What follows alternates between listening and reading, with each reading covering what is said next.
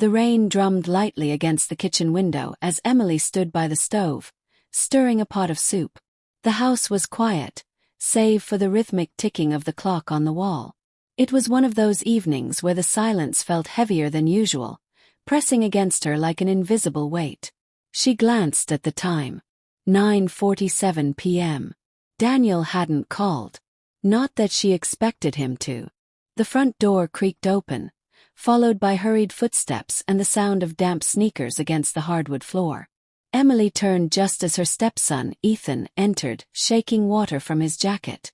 Behind him, a taller figure stepped in, lean, confident, a smirk playing at the corners of his lips.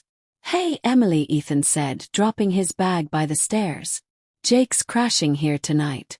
"That cool." Emily wiped her hands on a towel, offering a polite smile. "Course. It's good to see you again, Jake."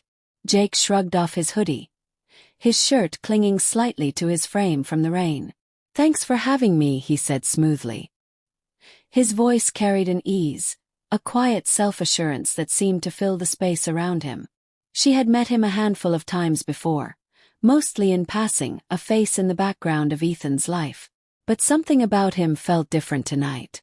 "Dinner's still warm if you're hungry," she offered, stepping aside as Ethan headed for the kitchen.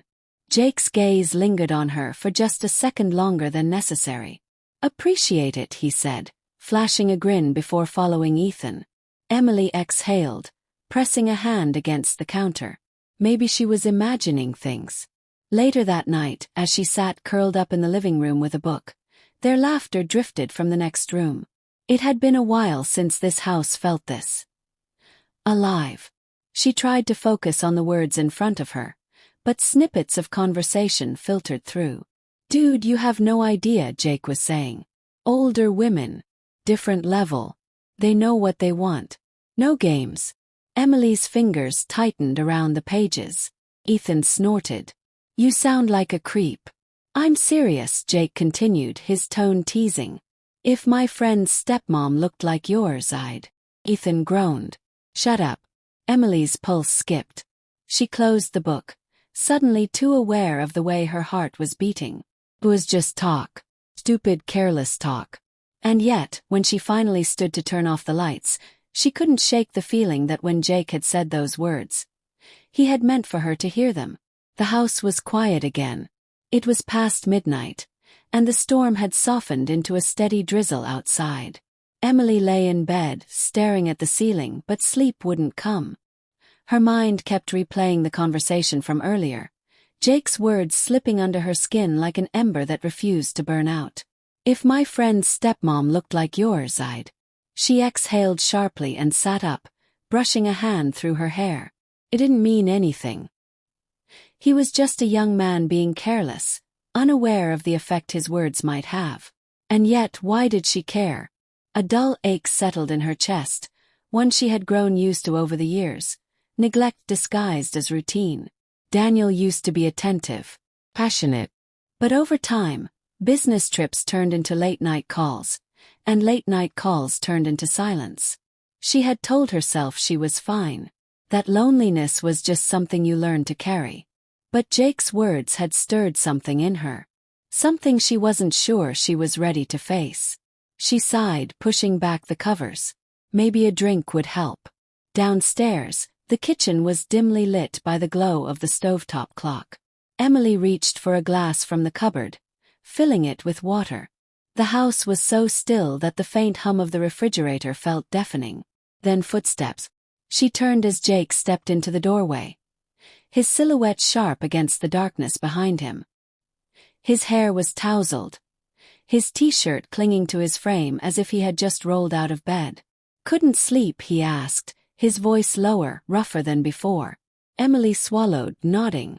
"You?" He smirked, leaning against the counter. Not used to sleeping in unfamiliar places.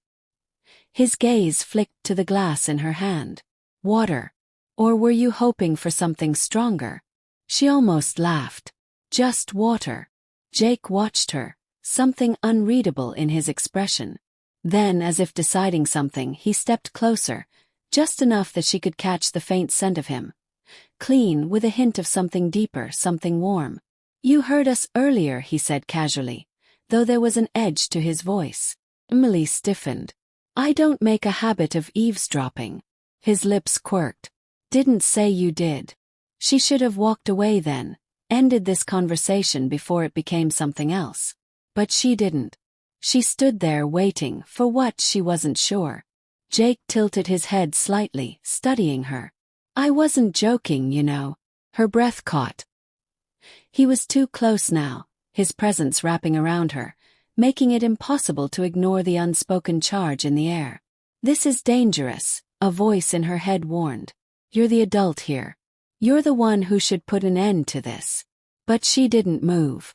Jake's fingers brushed the edge of the countertop, just inches from hers. Tell me to go, he murmured. Emily's throat was dry. The words sat on the tip of her tongue. Go. Look away. This is wrong. But they never came. The silence between them stretched, thick with something unnameable. Then, before she could react, a sound from upstairs, a door creaking. Jake pulled back, the spell broken. His smirk returned, but this time there was something darker behind it. Good night, Emily, he said, voice laced with meaning. She stood frozen as he turned and disappeared into the hallway. Her hands trembled as she set down the glass. She should have stopped this before it started. But the worst part. She wasn't sure she wanted to. Morning arrived in muted shades of gray, the storm clouds still lingering from the night before. Emily stood at the kitchen counter, her hands wrapped around a steaming mug of coffee, staring blankly at the rain-streaked window. The events of the previous night clung to her like damp air. Jake's voice, his nearness, the unspoken challenge in his words. She should feel ashamed. She should feel repulsed. But she didn't.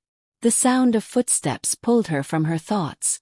Ethan entered first, rubbing his eyes, still groggy from sleep. Morning, he mumbled, reaching for the coffee pot. Jake followed a moment later. His presence an unspoken shift in the air. Unlike Ethan, he was fully awake, too awake. His expression unreadable as he met her gaze across the kitchen. Emily felt her pulse stutter. Sleep well, she asked, her voice steady despite the chaos inside her. Jake smirked. I've had worse nights. The words were innocent. The look in his eyes was not. Ethan, oblivious, yawned into his coffee.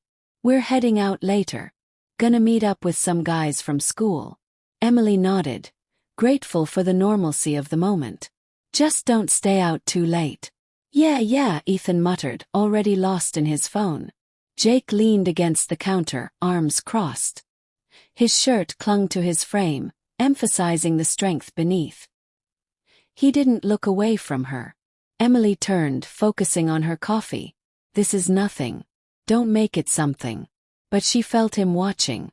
By the time Ethan left to shower, the kitchen had grown impossibly small. Jake hadn't moved, and Emily couldn't pretend she didn't feel the weight of his presence pressing against her. She exhaled sharply and turned. Whatever you think happened last night. Jake tilted his head, amused. You mean whatever almost happened? Her fingers tightened around her mug. It was a mistake. He pushed off the counter, stepping toward her with deliberate slowness. Funny thing about mistakes, he murmured. Most people don't freeze when they're about to make one. They stop it. You didn't. Emily's breath hitched. Jake. He was close now, the heat of him radiating into the space between them. Tell me I'm wrong, he challenged, voice low. You should. She had every reason to. Instead, she said nothing. His gaze flickered to her lips, then back to her eyes. Silent question. Dare. The sound of water shutting off upstairs shattered the moment. Jake exhaled through his nose, almost laughing as he took a step back. Guess we'll have to finish this conversation later. Emily's heart was a wild drum against her ribs. Jake turned toward the hallway, pausing just long enough to throw her a look over his shoulder. You should really learn how to say no, Emily. She gripped the counter as he disappeared down the hall. 'Cause the worst part was, he was right.